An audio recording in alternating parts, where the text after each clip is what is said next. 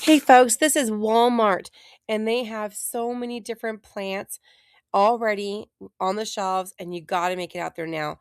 Prices are only going to go up, you guys, and I've said this before. I've probably said it a hundred times, 1,000 times, a million times.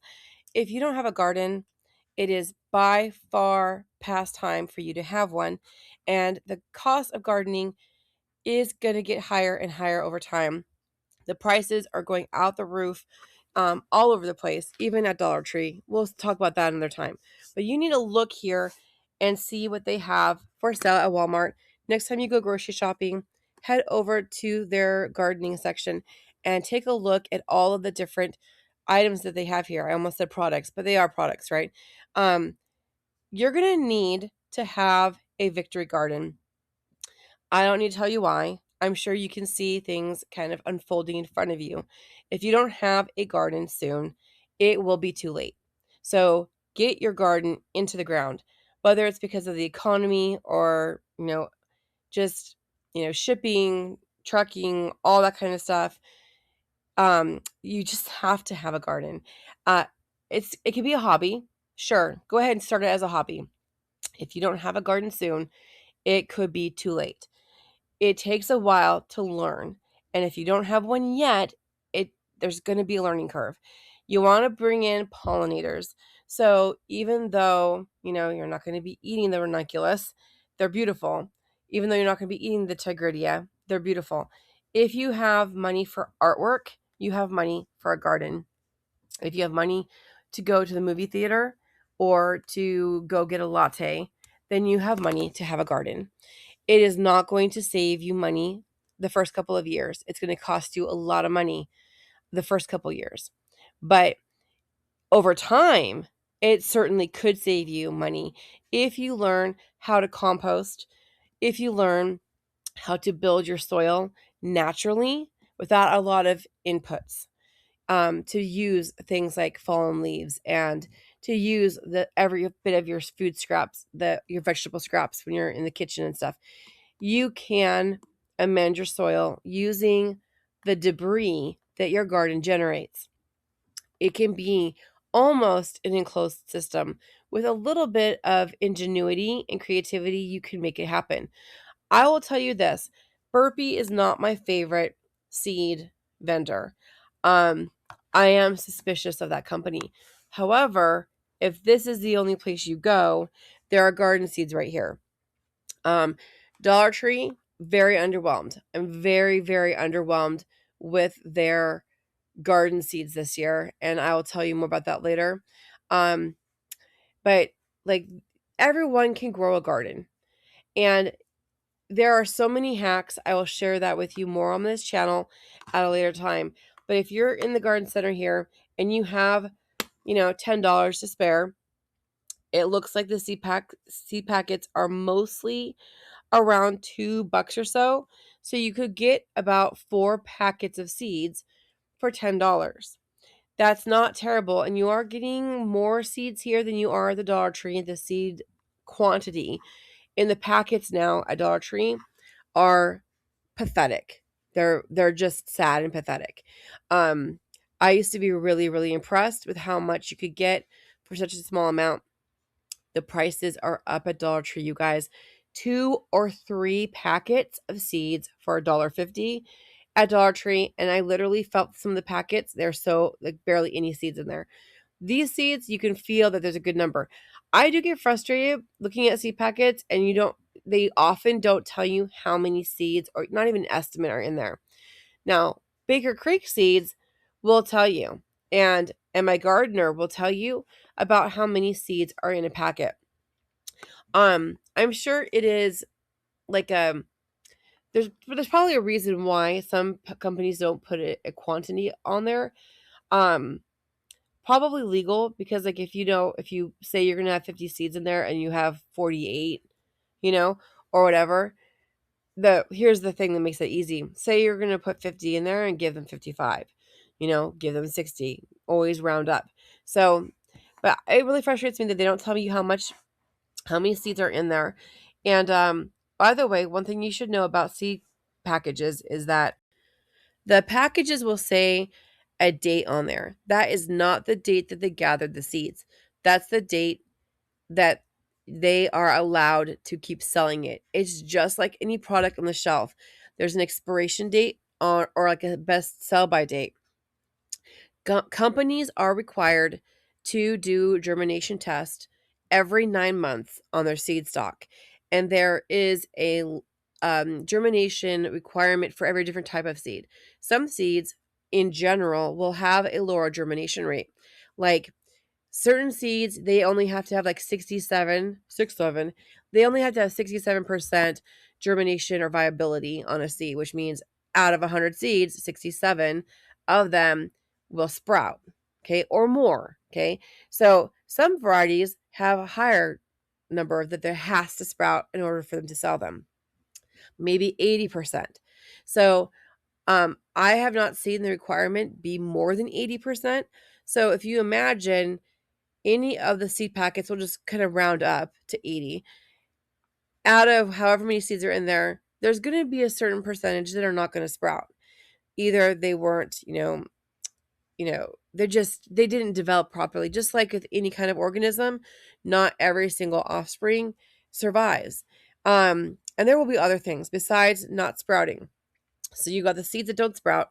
You've got the seeds that, get eaten by organisms in the soil, by organisms above the soil, slugs and snails and puppet dog tails. So I'm just kidding. Those are boys. Yeah, you're going to have to share with nature. And there's a Native American proverb, and I'm probably going to be misstating it, but it's basically something like, there's some for us, and there's some for the wind, and there's some for the animals, right? So they would plant, Native Americans, when they first, had their farms and so forth, they would actually they would grow way more than what they needed. They would grow some knowing the weather's not going to always be perfect. There's going to be a cold snap, or it's going to be, a shorter season. It's going to rain too much or not enough. It's going to scorch and be hot. And so the weather is going to kill some of the plants or take some of the harvest. And then there are going to be organisms, whether that's locusts, whether that's animals that come in, raccoon in the middle of the night and takes a bunch of the corn on the cob. You're going to have to plant more than what you need. So a lot of times people say, oh, for this plant, for a family of 4 or 5, you're going to need, 8 plants. Well, I'm not sure how they're calculating that. It's like, how many tomatoes does your family like to eat? How many, how often do you guys like to eat corn? How often do you like to have potatoes? How often do you eat this every single day? So you'd have to do some math. You'd have to do some math and figure out, okay, well, if I'm going to have, a baked potato for dinner every night for a month, and you would need how many plants? Well, each potato plant, for example, would put off probably about 8 to 10 times what you put in. So if you plant one tuber, you're probably going to get anywhere between 5 to 10 potatoes off of that plant, depending on the variety, and they also might vary in size. So, if you want to have 30 potatoes, then you're going to have to plant, 30 divided by 5. You're going to need about 6 plants, and you might want more than that. Some of the plants might produce just a couple tubers. Some might produce a dozen. So you really don't know. So you'd have to have a good substantial amount of plants. You want some tomatoes, you're going to want to have a variety that produces a lot and not all at once. So you want an indeterminate type of tomato. Determinate tomatoes also do have pretty good harvests, but it will be one big sufficient harvest. So if you want a big sufficient harvest of tomatoes, then you're going to need to have a way to save those tomatoes. That would be, are you going to dry them? Do you have a freeze dryer? What are you going to do with them? Or what are you going to do with that produce if you have all at once? I like to do indeterminate because it gives me time. So I can go out to the garden, grab a handful, throw it in salad, make a caprese salad, whatever. And I don't have to necessarily save them. But if you want to be able to not have to put a lot of money into your garden, you're going to need to learn how to seed save yourself. Also, a lot of these seed companies are getting very suspicious in their methods. And there might be a point where you won't have any choice on whether or not the seeds you get are GMO.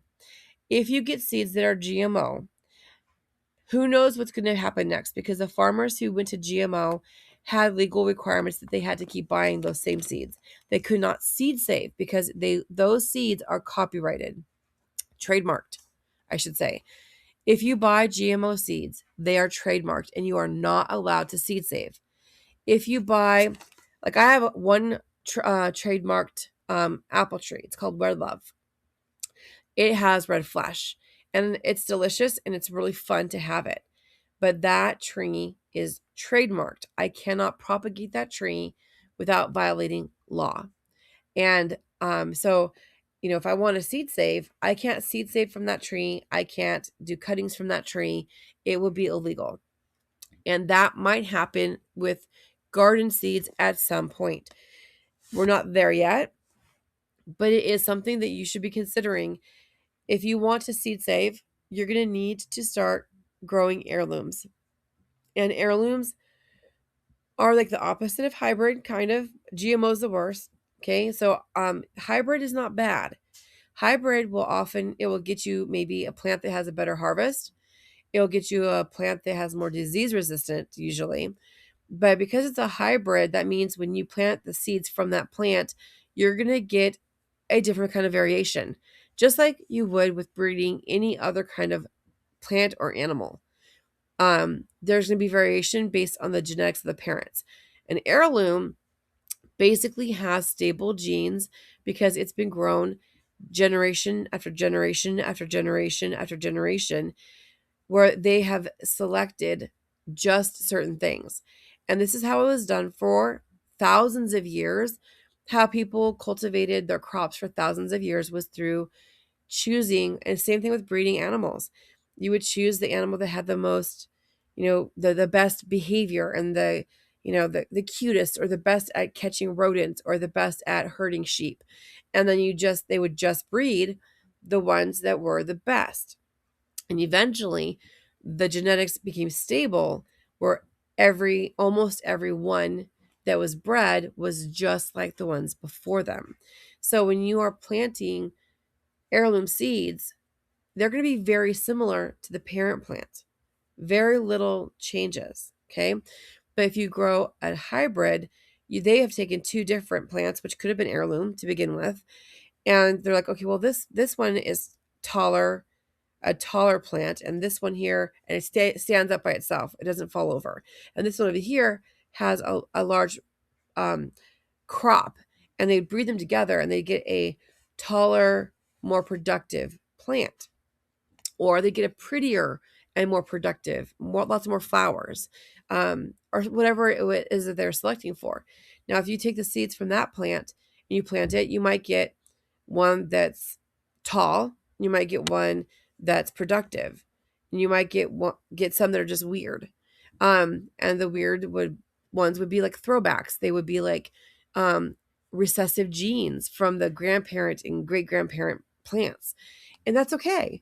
It's not bad. You can grow hybrids.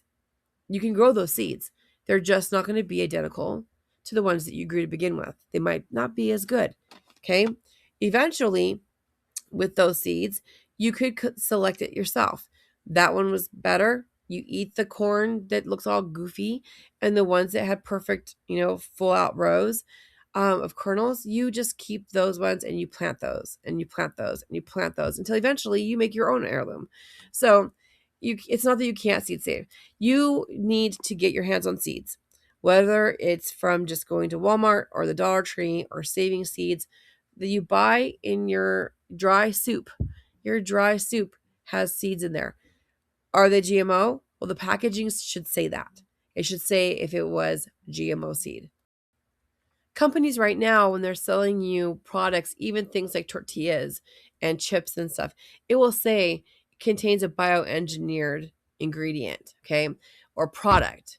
So if you're reading like your pinto beans or your garbanzo beans or whatever, and you're in the soup aisle, you can get a bag of beans for usually $1 or $2 for a pound. And that will be the cheapest way for you to buy beans. If you're looking for dry beans, okay? If you want to get green beans, those are different varieties of beans that are you're going to want to have something that will should we say will be edible at different stages. So green bean is edible at an immature stage.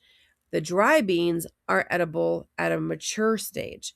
The immature stage being when it is soft and tender and it hasn't formed the seeds yet. And the mature stage being it's the pod is dry. You're not going to eat a dried pod that's all brittle and crunchy, and the seeds are dry. The dry seeds end up being either your seeds for next year or your soup beans, right? Or your for chilies and things like that. And that is sustainable. Green beans are not as sustainable unless you find varieties that are edible at multiple stages. I definitely would tell you you should find one or two, I'd say maybe, you know, one or two varieties of beans where and they don't pollinate each other as much as other varieties. If you put like two tomato plants by each other, they're going to cross pollinate like crazy. But bean varieties are said to not cross pollinate as much with each other. So, if you had green beans in the front yard and you had dry beans in the backyard, that's probably enough distance that they're not going to cross each other and you could continue to seed save from them. So you could do one variety of heirloom green beans in the front, one variety of dry beans in the back. Or if you only want to have one variety, you can choose one that is versatile, that has the ability for you to have them as green beans, dry beans, and or either or. So, and not all beans are edible in the green bean stage. Okay. So, and a lot of green beans, people don't eat the beans when they're dry. So you got to figure out which one's your favorite. Um, I love experimenting in the garden. I absolutely love it. It's a lot of fun. I'm a science teacher and I've got a couple, science degrees and I have fun gardening. That is my hobby. If you could turn gardening into your hobby, it can make producing food for your family something that you enjoy, that you're preparing for, that's not all doom and gloom. The reality is the gardening does take work. It does take inputs. I've had a lot of people ask if gardening saves you money. Gardening can save you money if you do it really frugally, if you're doing it for the purpose of saving money. I garden for a lot of reasons. One, because I absolutely am obsessed with it. And so it's kind of like become, everyone has their little project. Some people are obsessed with fashion or makeup or whatever, and they waste a lot of money on it. Well, you can be really frugal with makeup, right? You could just like not wear any. Like I usually don't, So it's like, if somebody like collects, toy cars or whatever, they don't have to have all of them. They could just have a picture of them. But, people have collections. I collect plants, I collect seeds, literally collect seeds, and then I also collect seeds, as in seed save from whatever I grow. And did you know that you can actually seed save from potatoes, not just have the tubers, but you can actually seed save from potato plants if you let them go longer. So I can show you how to do all these things on my channel. But if you don't have a garden, I am appealing to your better judgment. Do you have insurance? Do you have car insurance, health insurance, life insurance, homeowners insurance? A garden is a form of food insurance. And feeding your family is pretty darn important. It's pretty important. And if it's not on your radar, I mean, let's hope that your house doesn't burn down. Hopefully, you never need your homeowner's insurance policy. You use your health insurance, I'm sure. You go to the doctors and, it offsets the cost, whatever. It's really important that you have these things. Having a garden is an insurance policy. And I'm going to tell you right now how it's paid off for me already. So I am going through a divorce, and there are times when I have absolutely no money. Going from a 2-income household to a 1-income household has been an absolute hardship. And it doesn't matter what demographic you're in, what financial status you're in, input output. It's always a thing. Input output. Like if you are committed to certain outputs, then you have to continuously have that input. It doesn't matter that I am not in a low income bracket. My outputs are greater than my inputs. And so by the end of the month, there's no money for food. I'm like, it would be really embarrassing to go to the food bank, um, you know, in my demographic, because I make more money. And if I see people like, I'm a teacher, right? So if I see what my students and their parents at the food bank, that would be pretty embarrassing. Hartford Insurance Company, they actually, the inspiration to that company was that a man found a retired teacher living in a chicken coop. She was living in a chicken coop. A teacher was living in a chicken coop. That is the story that inspired the Hartford car Insurance Company. So you should probably look into that. It's true. It stuck with me. It resonated. Um, and so going through this situation, I have had to sell some of my gardening stuff. And in those moments when I'm selling some of my gardening stuff, it put food on the table. Like I literally, sold some of my plants. I sold some of my stuff. And whenever I've done this, I always give away more than what I was listing. So I'd say like I'm gonna give like 5 cuttings of something. I was like buy 4, get one free. And then I throw in 2 extras, whatever, and some information. And in doing so, I'm building a community of people who want to learn, which is also less of a strain and less of a drain on the whole system that we are all part of.